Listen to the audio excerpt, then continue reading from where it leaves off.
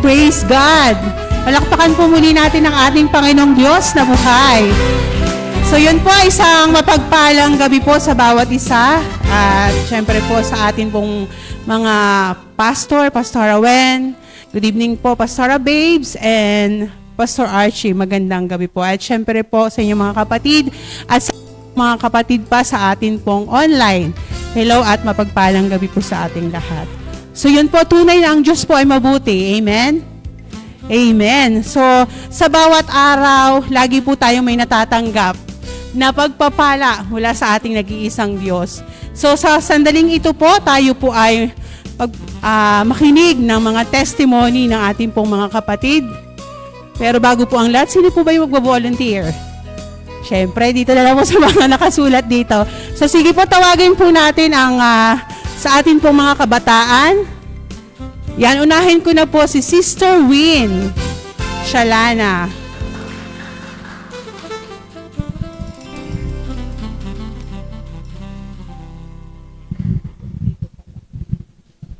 Ayun po, magandang araw po sa inyong lahat. Ayun, nagpapasalamat po ako sa Panginoon sa, ayun, patuloy po na kalakasan and, ayun, bakasyon na nga po namin mga estudyante. Hinihintay na lang po talaga yung graduation and, ayun, finally po, makakaalis na po ako sa program po namin. Though hindi naman po like, masaya na makakaalis na talaga, pero, ayun, mababawasan po kasi yung trabaho ko talaga kasi yung program po na yun is, yun po talaga yung, hindi naman nag-hold back, pero parang yun na nga, yung talagang pumipigil sa akin para din maka-attend ng mga gawain. And ayun, finally, makakaalis na ako doon sa program na yun. Though marami talaga akong natutunan, pero kailangan ko na siyang i-let go kasi kailangan ko na ding mag-senior high, which is, ayun, medyo seryoso na kasi papunta na din sa college. Kaya, ayun po, nagpapasalamat po ako sa Panginoon sa, ayun, kalakasan na binigay niya all throughout dun sa junior high school na journey ko po. Tapos, ayun, sa wisdom and knowledge din kasi, ayun, kasi parang ngayong fourth quarter po, parang minadali na lang talaga. Kaya, ayun, parang nakagulat po kasi biglang nag-depth test tapos wala pa akong nare-review pero may nasagot naman po ako dun sa mga test and ayun, patuloy po ako nagpapasalamat sa Panginoon sa, ayun, kalakasan and sa paggabay niya po sa family ko rin po. Ayun lang. Yan, praise God. Salamat sa Panginoon sa buhay ni Ate Win. No, tunay nga na sabi, ang tag doon, naalala ko lang nung nag-aaral ako. Sabi ganun. Di ba sabi, ayaw iwan yung high school life. Pero pagdating ng college, masaya rin naman pala pagdating ng college. Anyway, yun, salamat sa Lord, sa kabutihan ng Panginoon na patuloy na sinusustain sa iyo, Ate Win, and syempre sa pamilya mo. Ayun, so tawagin pa rin po natin ang ating pong kabataan. Si Ate Charis. Expected na dyan.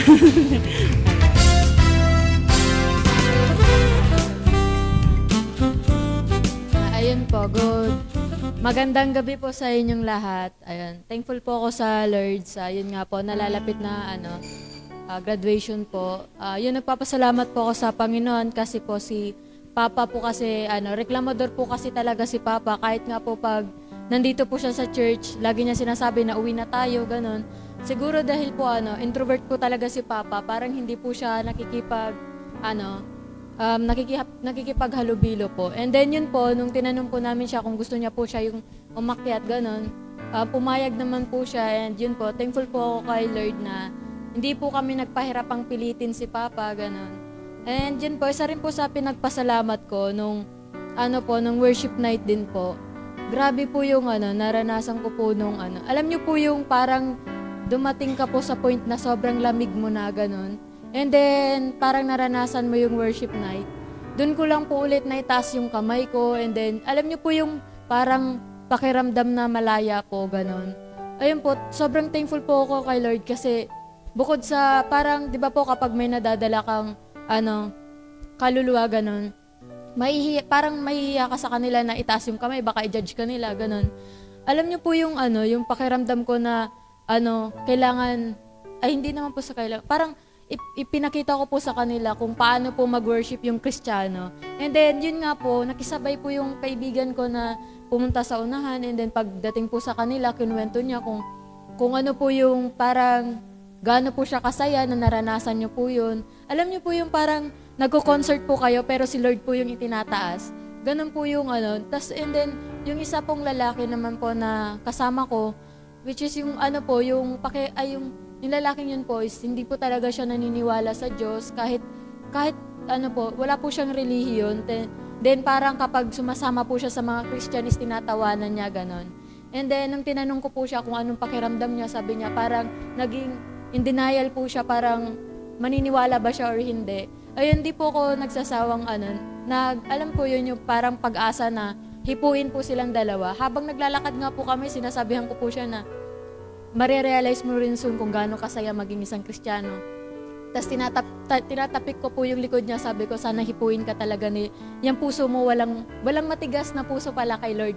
Tapos yun po, sobrang thankful ko po na naranasan din po nila yung worship night po. Yun po. Thank you, Ate Charis. So, yun. Praise God, no, sa buhay ni Ate Charis na magpatuloy lang, no.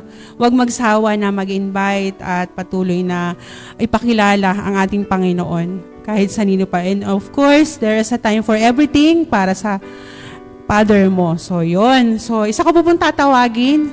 I know, na bless po ito palagi eh. Tawagin ko po, Sister Mariel Balana.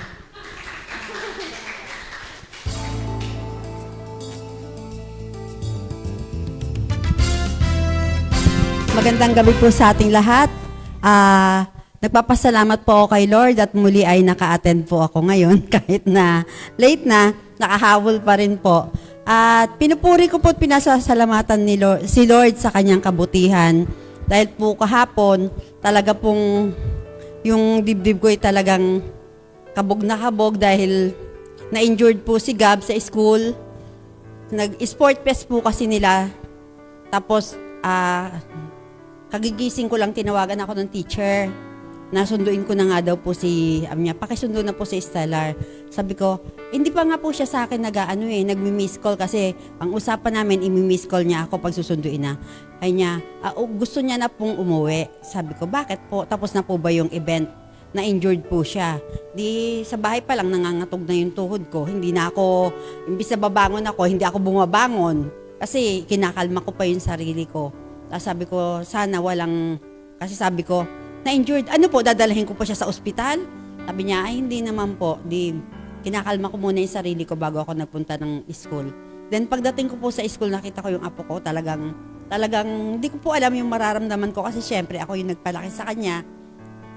Kung gaano ko siya iningatan, tapos bigla-bigla makikita ko na ganun yung apo ko, puro bangas yung braso, tapos may mga bandage yung tuhod. Nanginginig po talaga yung katawan ko na sabi ko na lang, ano nangyari sa apo ko, bakit ganito? Tapos sinabi nila sa akin, ninawag yung head na teacher, tapos yung advisor na, mami kasi ganito, na na outbalance kasi sa running daw, mayroon silang running. Wala po sa program yung running. Sabi ko, bakit magkakaroon kayo ng running? Pinorward nyo sa GC kung ano yung mga event sa sport fest nyo, badminton, volleyball, basketball, table tennis, chess, yun lang ang nabasa ko, bakit nagkaroon ng running. Hindi prepared yung mga bata sa ganong event. Tapos, wala kayong hininging consent ng guardian o parent kung sasali ba yung mga bata. Talagang nanginginig talaga ako. Tapos sabi ko, tinawagan ko yung mami ni Stellar.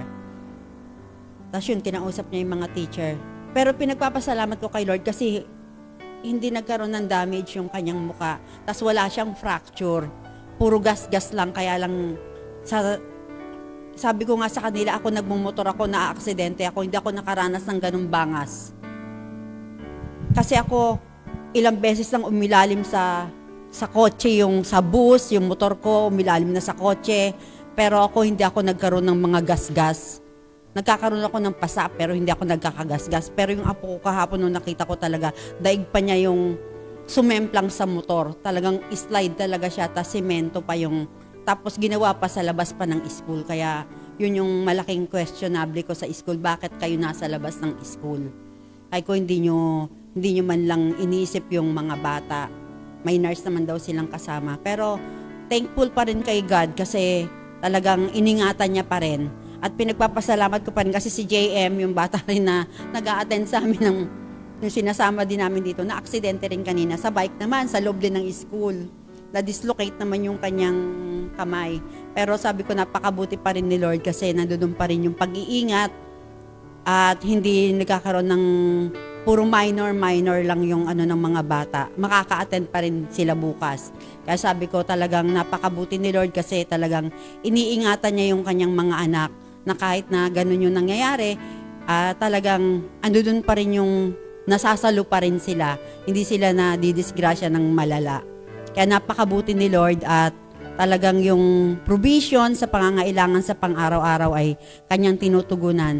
At nagpapasalamat din ako sa knowledge and wisdom na pinagkakaloob ni Lord sa mga bata dahil kasama din sila sa mga may honor, mga aakit sa stage ngayong closing.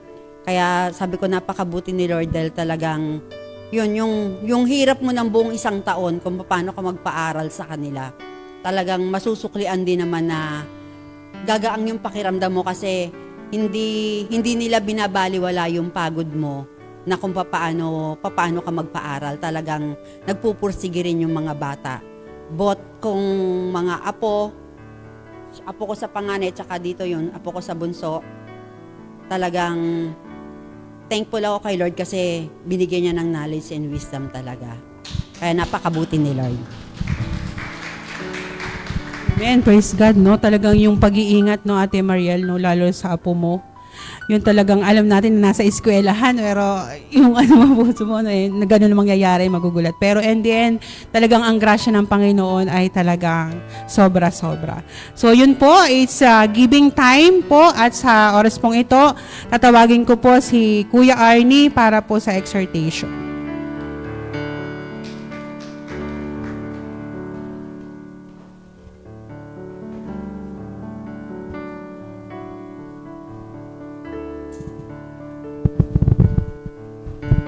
Ayun po, isang mapagpalang gabi po sa bawat isa. At ako rin pinagpapasalamat sa Panginoon. At ayun po, sa kalakasan, dahil ayun po, nakaraan po is nananakit po yung tiyan ko. Actually po, hindi ko po alam kung ano yung cause. Pero yun nga po, kirot siya. Nung una akala ko is diarrhea lang. Pero nung hindi naman ako nagdudumi is nakirot siya. So ayun, thankful sa Panginoon sa kalakasan kasi nakakapanghina po siya actually. Pili ko nga po namayat po ako. Ayun ko namayat ako dahil nagdudumi ako. Tapos parang maganda pa lang po yun, pampapayat po pag nagdudumi. Joke lang po. And ayun, thankful sa Panginoon sa kalakasan. And ayun po, thankful din po sa Panginoon sa provision. Dahil ayun, although wala pa rin po akong work for 1 month na. Ganito po pala pagtambay. Hindi po pala siya nakakatawa. Hindi po pala siya nakakatawa. Pero ayun, thank you sa Panginoon sa provision pa rin po na pinagkakaloob niya po na kahit sabi ko nga, hindi naman, nakakain pa rin naman po kami 3 beses sa isang araw.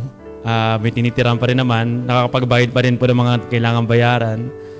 At ayun, sabi ko nga, may mga application naman po akong ongoing.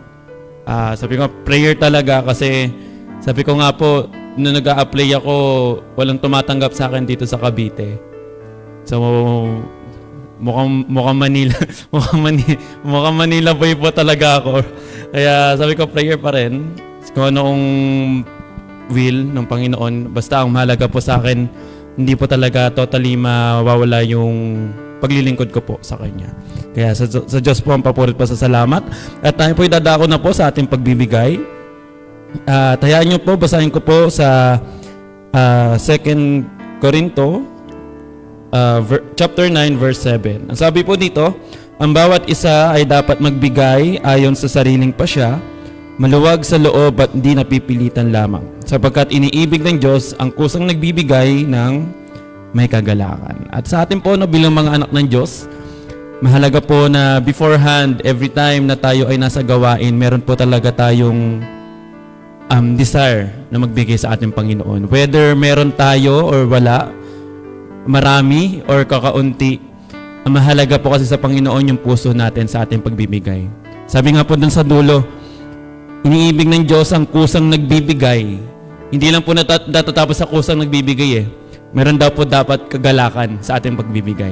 Kasi ang taong, sabi nga yung cheerful giver, kapag masaya tayo nagbibigay sa ating kapwa, sa ating Diyos, nagbabalik tayo sa ating Diyos, isipin na lang po natin yung ibabalik sa atin ng Panginoon na in every aspect of our lives. Hindi lang naman po financially ang usapan po dito eh.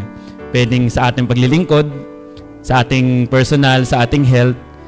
Ang mahalaga po sa Panginoon, kung yung puso natin sa ating pagbibigay ay tunay at buong kagalakan nating ibinibigay or sinasacrifice sa pagbibigay natin sa Panginoon. Kaya yun po, tayo po ay magbigay sa ating Panginoon.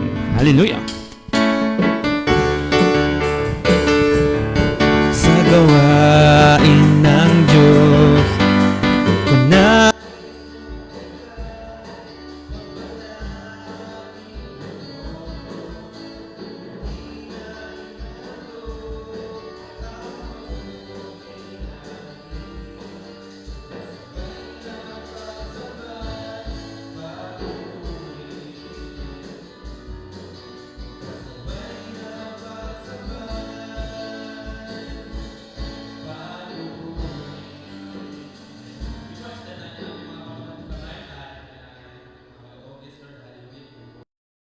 namin kayo, Panginoon. Sa bawat anak mo na nagkaloob, Panginoon, patuloy na pagpalain ng mga kamay na iyong ginamit upang makapagbigay, makatulong sa iyong iglesia, sa mga gawain, Panginoon, katulad ng paghahayo, Panginoon, masuportahan ng mga manggagawa na patuloy na ginagamit mo sa iyong basan, sa iyong kaharian, Panginoon. Sa mga pangangailangan namin dito sa aming simbahan, Panginoon, patuloy namin pinagkakatiwala sa iyo. Alam namin na every time we give, Panginoon, there's i-fruit, Panginoon, na meron kaming ma-harvest, Panginoon. Kaya mali, sa aming mga kaloob, patuloy na pagpalain mo, magamit, Panginoon, sa purpose mo, Panginoon, para sa amin dito sa mundo, sa pag-extend ng iyong kaharian, Panginoon. Kaya mali, binabalik po namin sa inyo pinakamataas na papurit pa sa salamat sa pangalan ni Jesus. Amen at amen. And po. Amen. Praise God. So, yun po. Thank you, Kuya Arnie. And at this point in time po, tawagan na po natin ang ating pong magbibigay po ng ating word of encouragement po sa gabing ito sa pamamagitan po ng ating kapatid, Sister Clary.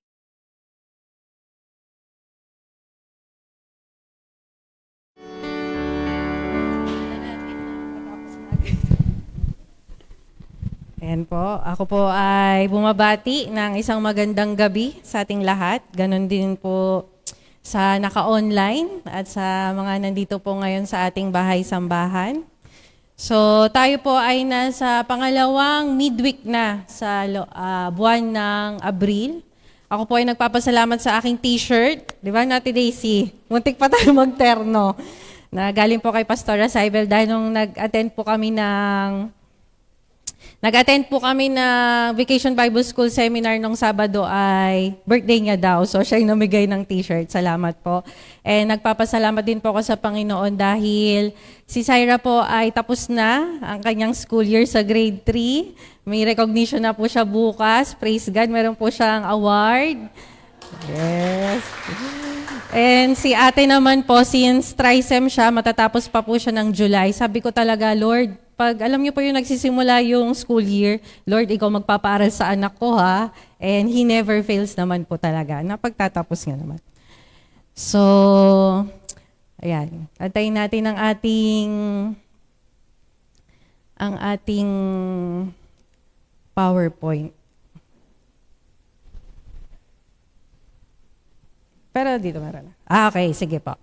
So, sisimulan po natin yung topic ngayon na about grace sa isang guessing game. So, makakakita po kayo dyan ng 4 pick in 1 word. So, yan po ay English word, 5-letter, 5-letter word na nagsisimula sa letter J. Ay nagtatapos sa letter E. Any guess? Judge. Tama. Judge in English sa Tagalog ay hukom. Tama po.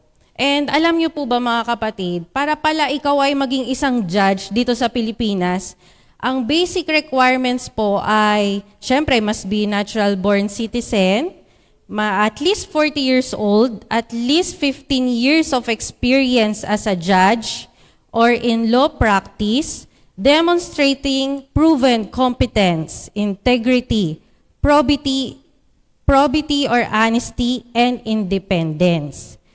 And sa time naman po ni Jesus Christ, para maging judge ka, kailangan particularly within the Jewish legal system and expected to be wise, just, and uphold God's law. Diyan sa mga qualification po na yan, tanungin mo nga yung katabi mo or yung sarili mo, judger ka ba? Judger ka ba? Diba? May karapatan ka bang maging judge? Diba? Judger ka ba? Oo, diba? So, mga kapatid, sabay-sabay po nating basahin ng John chapter 8, verse 1 to 11, na kinuha ko po sa NIV version. And may pa-title po kung Grace and Truth. Ayan. So, John chapter 8, verse 1 to 11, the woman caught in adultery. But Jesus went to the Mount of Olives. At dawn, he appeared again in the temple courts, where all the people gathered around him, and he sat down to teach them. The teachers of the law and the Pharisees brought in a woman caught in adultery. They made her stand before the group and said to Jesus, "Teacher, this woman was caught in the act of adultery. In the law, Moses commanded us to stone such women. Now, what do you say?" They were using this question as a trap in order to have a basis of accusing him. But Jesus bent down and started to write on the ground with his finger. When they kept on questioning him, he straightened up and said to them, "Let any one of you who is without sin be the first to throw a stone at her." Again, he stood down and wrote on the ground. At this time, those who heard began to go away, one at a time. The older ones first, until only Jesus was left, with the woman still standing there. Jesus straightened up and asked her, "Woman, where are they? Has no one condemned you?" "No one, sir," she said. "Then neither do I condemn you," Jesus declared. "Go now and live your life of sin." So tayo po muna ay manalangin. Father God, maraming salamat po sa istoryang ito, sa tunay na storya, tunay na nangyari for almost 2,000 years ago, na hanggang ngayon ay nagbibigay sa amin ng inspirasyon, nagbibigay sa amin ng pagtatama sa mga bagay na nagkakaroon po kami ng kamalian sa buhay, Lord God. Salamat po sa pagkakataong ito na inyong pong binigay upang maipahayag yung gusto mo, Lord God. Madami pa po akong hindi alam. Tulungan niyo po ako ngayong gabi na maitama yung mga dapat kong sabihin. Lahat po nawa ng sasabihin ko ay manggaling sa inyo. And we are praying po na mawala po yung any distraction, Father God, and manatili po ang inyong presensya, Holy Spirit. In Jesus' name we pray. Amen. So, yan. So, may nakikita naman po kayo sa TV. Yes po. So, yan. When somebody is caught in sinning, sa pag meron tayong nahuli sa akto ng pagkakasala, and being a Christian, how we will respond? Diba, halimbawa, nadinig mo, anong nangyari kay ano? Nabalitaan mo ba? Naku, nasangkot, nahuli, na-involved, nagkakaso. So, syempre, madidinig mo, di ba Christian siya? Di ba active yun sa church? Inaaya pa nga ako mag-Bible study nun eh. Diba? Anong nangyari? Ikaw naman sa Christian na hindi Christian, sabi na nga ba, nung nakita ko pa lang yung mukha noon, hindi na talaga mapagkakatiwalaan. May kaya talaga siyang gawin. And sa social media, di ba po, ilang beses na natin nakita, meron lang picture na karga niya yung anak, tapos nagsi-cellphone, ang dami agad comment. Grabe namang magulang yan, di ba? Na hindi pa alam yung buong story. So, ang dami talagang judge sa mundo. Ang daming magaling, ang daming perpekto. Pero balik tayo sa question, mga kapatid. When somebody is caught sinning, how we will respond? Do we judge and condemn? Do we forgive and release? Do we ignore and accept? Diba? Yung una, syempre, nagja-judge tayo, opinion natin, anong nagiging basihan natin, action, appearance, o yung pagbigkas ng salita, or judge na lang ba natin sila at i-condemn dahil syempre meron tayong mga moral disapproval na kanya-kanya. I-forgive na lang ba natin sila at i-release? Parang heartbroken. Papatawarin kita at papalayain. Diba? Or ignore na lang, hindi na lang natin pansinin, tanggapin na lang natin, hayaan na lang natin. Ganun talaga eh. Yun na ang uso eh. Hayaan na natin. So parang none of the three is a very good advice. Di ba po? Pero dahil nga po sa ating verse ngayon ng Book of John, na chapter 8, from verse 1 to 4, di ba po nakita natin dyan na si Jesus na nagpunta sa Mount Olives, at kapag po siya ay nagtuturo nung panahon na yon, siya po yung nasa center. Si Jesus po yung nasa center, siya yung nakaupo. Tapos lahat nung nakikinig sa kanya, gathered around him. And si Jesus nga po, nakaupo at siya yung nagtuturo. At siya talaga yung center of attraction. And then yung dumating yung mga teachers of law and Pharisees, so dala-dala nila yung woman caught in adultery. So siguro, kung imagine niyo, kanakalad-kalad siya. At dinala siya doon sa center, malapit kay Jesus. So yung center of attraction na andoon sa woman caught in a very act. So imagine niyo kung caught siya in a very act, ewan ko na lang kung ano yung kaya niyang damputin para itaklob dun sa katawan niya. So it's either bedsheet yun or towel. So undeniable kasi caught in very act. There are witnesses. Hindi makakaila, hindi mapagkakaila. Guilty talaga yung woman. And then sinabi nila, di ba? This woman caught in the act of adultery. So, caught in the act of sinning. Parang wala nang chance na mag-explain yung babae, basta na lang siya dinala. And then sa verse 5, sinabi ng mga Pharisees na sa law ni Moses, commanded na kapag may nahuli kang babae sa adultery, kailangan batuhin siya ng bato hanggang siya ay mamatay. So, now, what do you say? Christian, what do you say? Church, what do you say? Diba? Jesus followers, kung tayo yung nandun, what do you say? So, yan ang mga tanong, yan ang tanong sa bawat isa sa atin. Should we stone her or not? Parang pag binibotohan tayo dito, sinong magbabato o sinong hindi?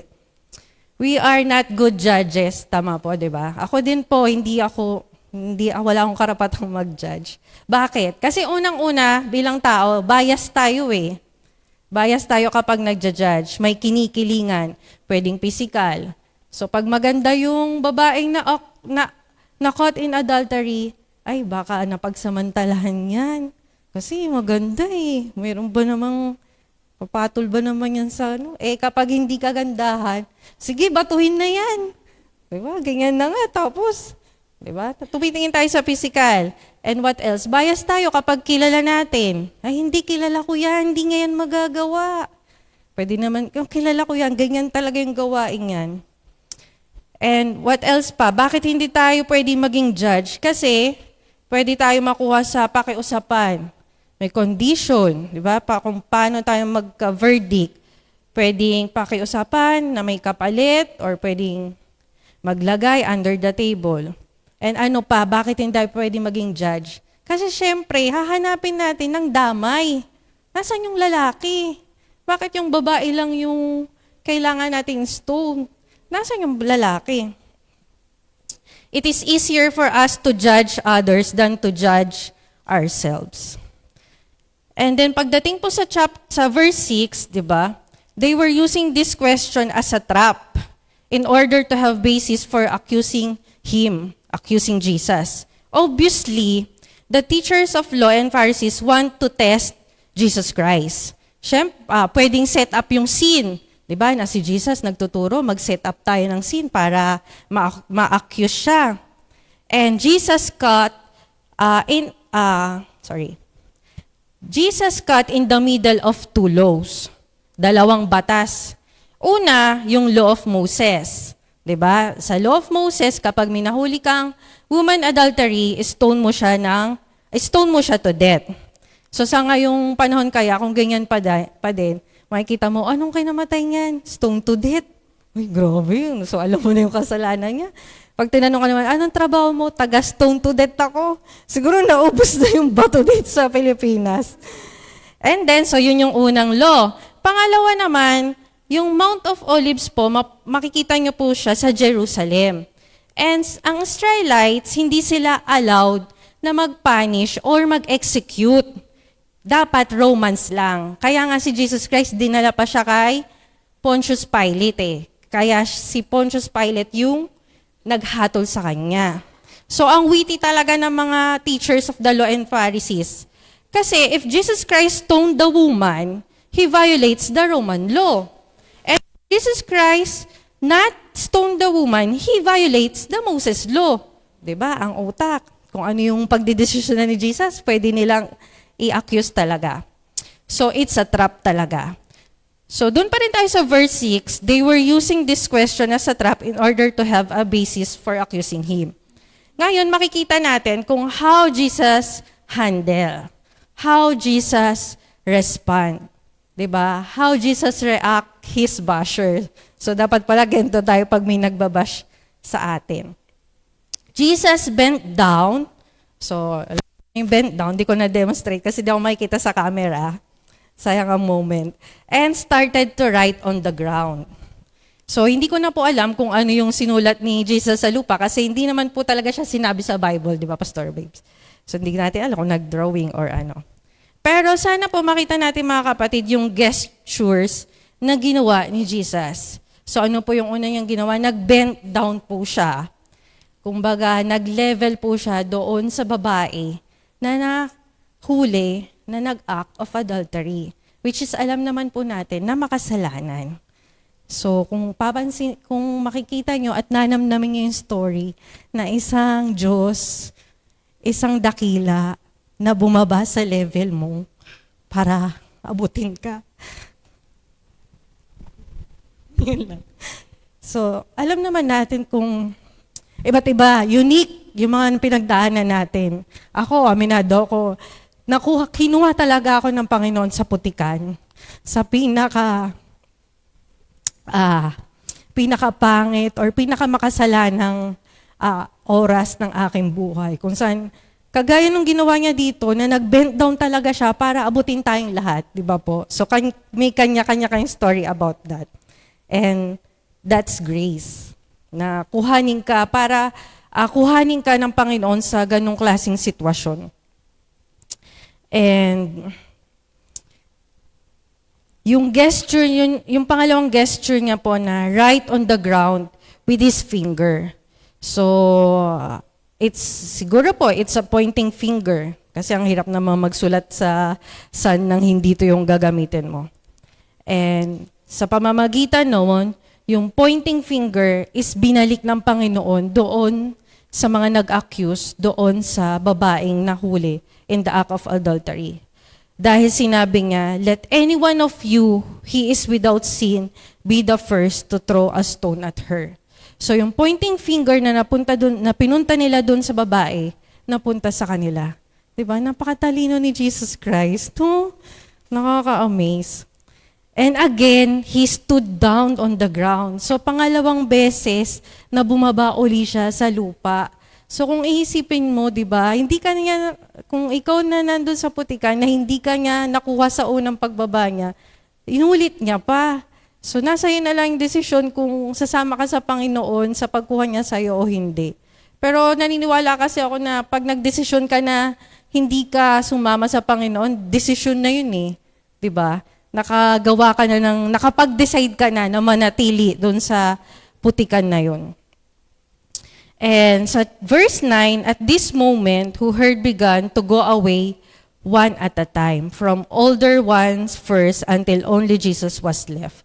So, na-convicted by their conscience. Nagsimula sa pinakamatanda. Siguro kasi mas madami silang kasalanan. And then sa verse 10, Jesus straightened up and asked her, "Woman, where are they? Has no one condemned you?" "No one, sir," she said. "Then neither do I condemn you." Jesus declared, "Go now and live your life of sin." So sa ibang translation, go now and sin no more. So the woman receives forgiveness and that's grace. Amen po ba? Parang tulog na kayo. Jesus forgive our sin even we don't deserve to be forgiven. And that's grace. Sa totoo lang mga kapatid, si Jesus lang yung may karapatan na mamato. Dahil siya lang naman ang nabuhay ng walang kasalanan, sinless. And Jesus said, "Sin no more," and that's the truth. Truth na yung transformation natin from life of sin to a life of righteousness. Na huwag ka na uling gagawa ng kasalanan. So sa conclusion ko po mga kapatid, sana nababasa nyo. Grace without truth is not love. Truth without grace is not love. Siyempre yung grace like kindness, mercy, forgiveness, that's grace. Without addressing the reality of situation of the truth is not love. Diba po? And dun naman sa confronting someone without empathy, understanding, or compassion, hindi rin siya love. So dapat po, yung love requires a balance of both grace and truth. Amen po ba? So tayo po ay mag-closing prayer na. Father God, maraming salamat po sa inyong salita. Maraming salamat po. Ako po talaga ay karapat dapat na batuhin ng bato sa dami ng kasalanan. Pero pinili mo na abutin ako at ilayo sa kapahamakan, at ilayo sa kaparusahan. Gaano kakabuti, O Diyos, na yung batong para sa akin, kinuha mo. Maraming salamat at nakilala kita. Maraming salamat at hindi ka sumuko. Nananatili pa ulit-ulit kang bumababa hanggang sumama ako sa'yo. Father God, katulad ng isang adult na huling na adultery woman, patuloy ako nagpapasalamat, kaming lahat, O Diyos, sa kadakilaan mo. Mananatili kaming namumuhay sa iyong grasya dahil ikaw lang ang makakabigay ng tunay na kapayapaan, tunay na kalakasan, tunay na pag-ibig na kailangan namin. Ito ang aming dalangin sa pangalan ng anak na si Jesus. Amen.